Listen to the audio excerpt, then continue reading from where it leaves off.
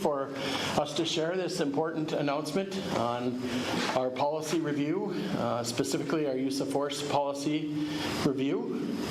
I will begin by giving a statement, and certainly will be available for questions. With all the folks that are in here, many of them are members of our command staff, who of course work to develop these policies and certainly to make sure that these policies are also adhered to.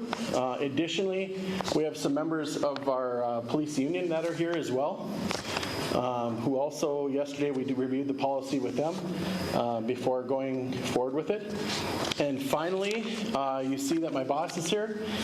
Noah Schuckman is in the back of the room, and I'm certain that he'll be available if you have any questions of him. And with that, and one last person, Sergeant Joel Olnichek is in the back of the room. Joel, if you could raise your hand so you can see him. Why he's important in our organization is he is our training sergeant.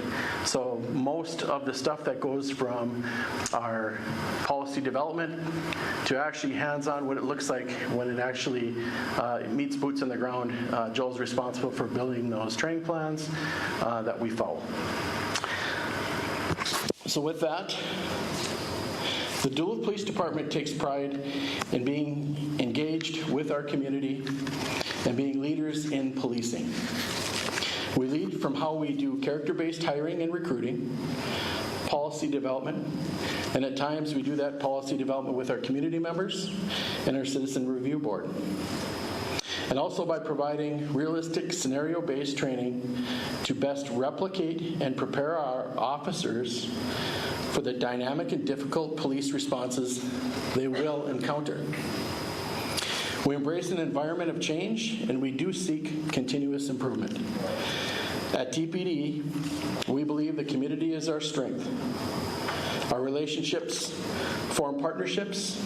These partnerships create safer communities that allow each of us to enjoy a greater quality of life. We believe the importance of upholding our social contract with our community, and our community has a voice in granting us the authority to do this work of protecting and serving with them. After the tragic death of George Floyd, our community requested we audit our policies and assure them that we are aligned with the best practices in the policing industry. We found that DPD foundationally followed best practices. However, we recognize the opportunity to add and clarify policy language which will provide greater clarity and direction to our officers about expectations and foster better community understanding. One of the first edits or reviews we did in our use of force policy is banning chokeholds and strangleholds. This is not new to our policy. In fact, most of these items that I will read are not new to our policy. So banning chokeholds and strangleholds, what that means is a tactic that limits or prohibits either air or blood flow from passing through the neck of a person. We stopped this training doing neck restraints, a tactic that we have not done for more than 20 years. Chokeholds and strangleholds are not approved use of force at DPD and are considered deadly force. Requiring de-escalation. De-escalation, communication is the #1 tool that our officers use when they're out in the field. It is our greatest asset. We know the critical importance of using de-escalation, crisis intervention, verbal defense, and influence trainings that can effectively and dramatically change outcomes in generating voluntary compliance. We train extensively on de-escalation, not only as a standalone subject, but it is also incorporated into defensive tactics, firearms, use of force trainings. De-escalation is a fundamental piece of the work we do. Requiring warning before shooting. Officers are required to warn suspects before shooting if feasible. Some incidents may develop rapidly and dynamically. Giving a warning before discharging a firearm may not be possible. Our officers have extensive training in managing dynamic situations and people who are in crisis. We train officers to consider how they approach in actions that can escalate and de-escalate an incident. We have added a provision, and we have trained upon for years, the ability to do a tactical retreat.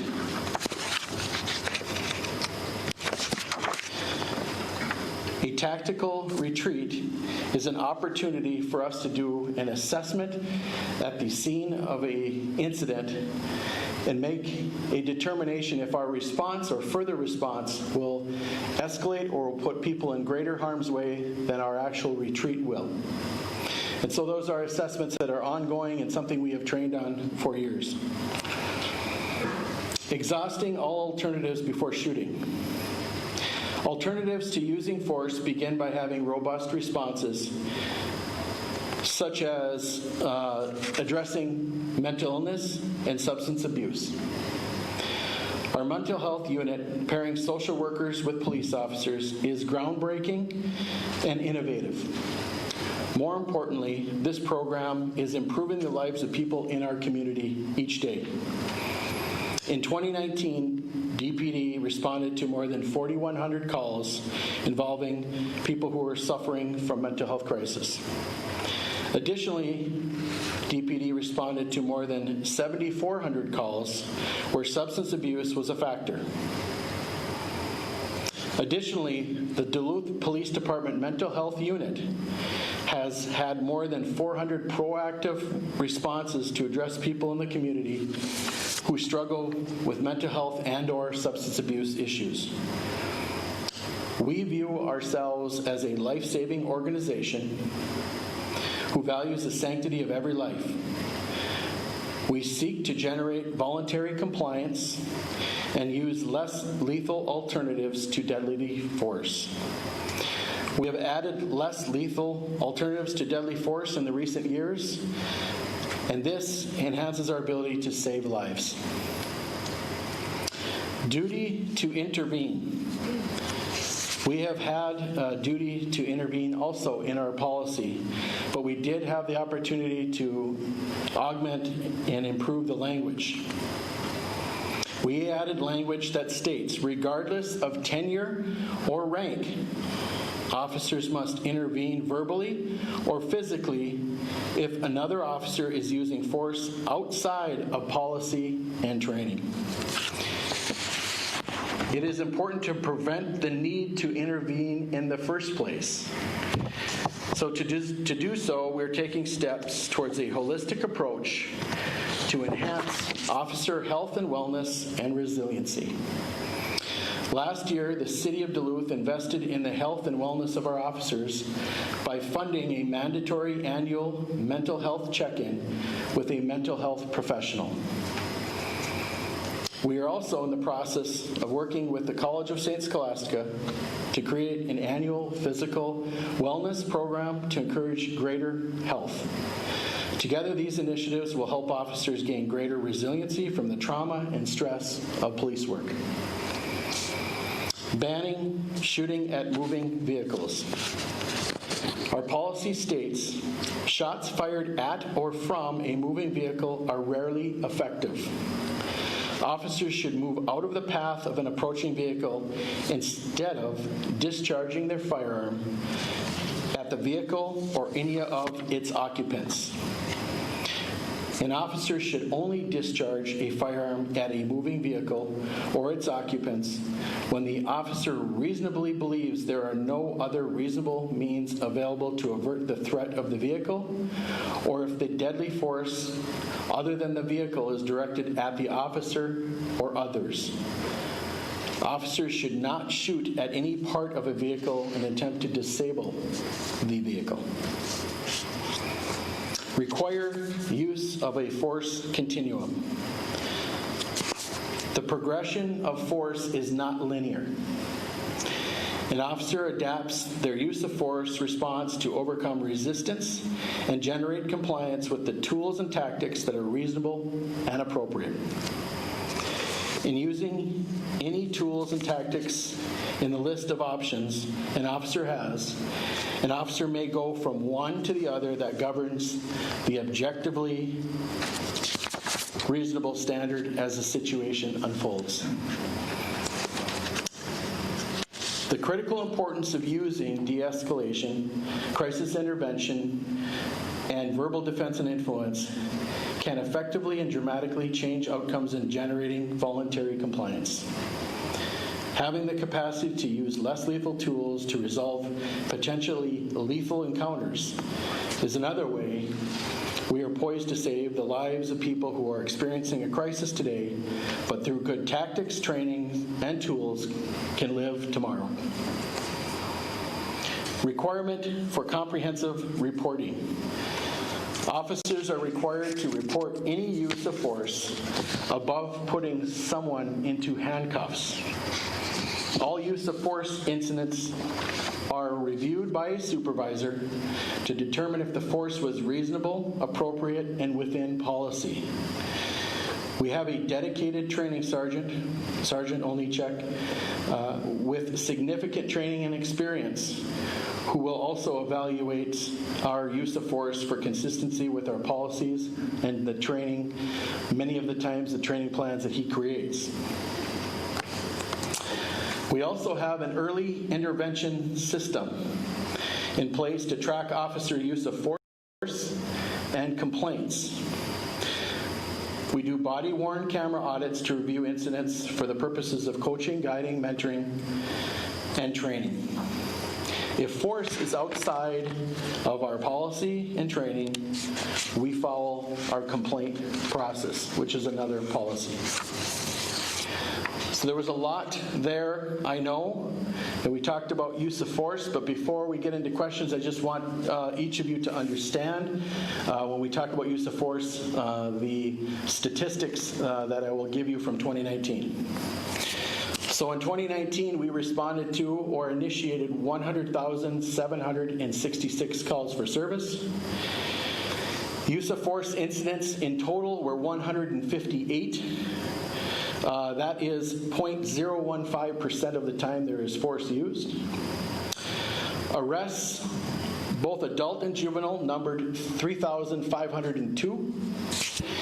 In those use of force, or in those arrests versus use of force incidents, use of force was used 4.5% of the time in arrests. So I tell you those statistics so you have context to understand.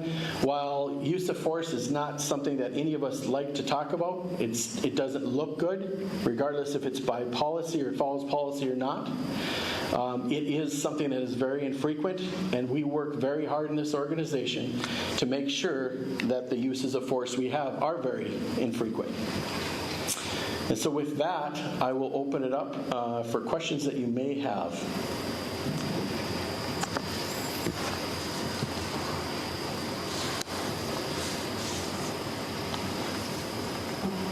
Do you know the demographics of the use of force incidents? Yeah, so I'll speak a little bit to that. So prior to 2017, we collected data, but it was not what I would say accurate data. So in 2017, I had, and with the help of the Patrol Deputy Chief Nick Lukowski, we created a more robust reporting system. So we have collected data now in 2017, 2018, and 2019 that we know is reliable. And so we are now prepared to release for the first time a use of force report that will show all of those demographics for 17, 18, and 19. I wish we would have had a better, more accurate, if you will, report prior to that. But since that time, we have made it a priority to make sure that we have very accurate reporting in our demographics. So that is a report that will come. We are really prepared to release at any time. It is just it is something that not right now do I have the ability to give you all that data. Other questions? So most of the stuff that you went over was already part of the policy, and so there were just a few updates with that, like mainly like the reporting or involving when one officer gets involved with another who's using use of force. Is that the main thing that was updated? No, there was updates in each one of those items that I read. There were enhancements or updates, changes in language, sometimes clarification, and so that entire policy will be available to each of you. It was a very comprehensive look. We didn't just focus on these specific areas. We went through the entire report. There were some things we changed in the preamble at the very beginning. There's things that we added about tactical retreat while we did those things, while those were part of our training curriculum that we offer to many different types of training that we do, that hadn't been officially memorialized in policy. So what we probably saw was our greatest liability in going through this practice. We now have a better policy for certain, but we also noticed that we did a lot of things right. We had training curriculums that showed that we were doing these things, but we weren't memorializing in policy, which is probably most important now that it is all put into a policy where it is easily accessible not only to us, but of course our policies are accessible to our community. Why do you think that's so important that you're being so upfront about doing this and looking back on other policies? So I talk routinely about the social contract. We know that the strength of our organization will always be our community. The force multiplier of those eyes and ears help us keep safe communities. When our community reached out to us and asked us to do an audit, we took that seriously. And so we knew that we were pretty good, but even though we find ourselves in a very professional organization, very progressive, we found opportunities that we could improve our policies through doing this review. So it's beneficial certainly for us as an organization, but it's also benefit to see that we're responsive to our community that we police with. Is the new policy effective immediately? It is. Is the department shedding any duties?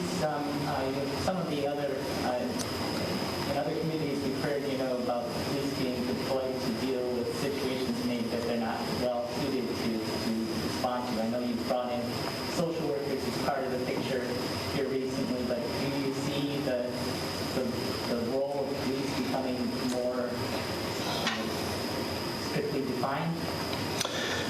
Peter, that's a good question. So, if some organizations here in the state, some police departments, they don't have a mental health co-responder model like we do here at DPD. So remember when we did create the mental health unit and the social worker and the co-response with a police officer, that was groundbreaking in the state. That was something that we received awards for, and it was very innovative. So I think we are down the road now. We're 4 years down the tracks further than a lot of organizations. Probably the primary complaint of our social workers and our officers who are working diligently and doing that work every day is we could use more of us. There's no question that they have had a tremendously meaningful impact on people's lives, improving their lives, helping people get out of the grips of addiction, helping people manage their mental health. And it has been an incredibly rewarding and very, very good program.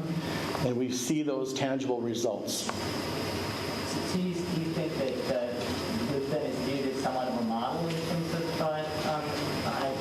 trying to bring in other expertise like that? Absolutely, absolutely, and that was the awards that we got from the League of Minnesota Cities and the Minnesota Chiefs was about that innovation in policing that has made us different and allowing us to have a co-response of social workers who have an entirely different set of skills, everything from the ability to do diagnostics to do therapy. And those are just tools that our police departments are just not prepared to do as police officers. So aside from the changes seen in the policy itself, how do you think this will impact police training? Police training, we would like to think that the state will pass legislation that will allow us to have more dollars to go towards training. We believe that just up until a few years ago, our state-funded reimbursement was about $300 per officer per year. That went up to about $1,000, but that came with some mandates to do de-escalation and also cultural diversity training. We can continue to enhance and evolve policing to be more and more professional, but it does require money, it does require time, it does require us doing training and repetition over and over again. And so my message would be, yes, we will be as good of a police department as we can be, and we can always be better if we are able to train more and spend those dollars in training and being innovative in our practices. With these policies that are effective immediately, how do you pass the message to your officers? Do you have like extra training days right now to make sure everybody's aware? So the policy, we use a company called Lexical. Lexical is a national company that looks at case law changes. So they do routine updates. If there's anything legislative that is in our state, that is automatically updated. So we don't just have their policies, we also will add things that we know that our community wants us to see. So the combination of looking at Lexical, looking at best practices, and adding legislative changes, and then us reviewing our policies and creating model policies, then once that's done, then of course we put out to our staff, they have to review and sign off on the policy to say they acknowledge and understand. But really when the rubber hits the road is when you take that policy and Sergeant Olnichak goes to the trainings and says, we are now training on this. So that really is even more than just the words I read. When we actually do it in practice, we do repetition, it becomes certainly part of how we do our police work. Could we talk a little bit about the intervention thing again? You were saying that officers will now have the option to intervene. Was that always a thing, or is that new? It was in our policy. One of the probably the most significant part of that change was we added in regardless of tenure or rank. So theoretically, if I was on a police call for service as the police chief, and an officer who was on probation was there with me, that officer would be within his right to be able to intervene on me as the chief. So it is for all of us. I often say in our organization that we have to be our brothers and sisters keepers. And by that, I mean it is important for us to be able to watch over when people, how they're policing. Coaching, guiding, and mentoring doesn't always happen from supervisor to officer. It can happen from peer to peer and does. But it's also to watch out for times when the job gets to be a little too much and there's stresses and strains, and it's a referral to say maybe you should go to our peer support program. We have a police chaplains program. We have a police psychologist is taking care of each other and making sure that you are pointing people to the resources they need so that they're healthy and well.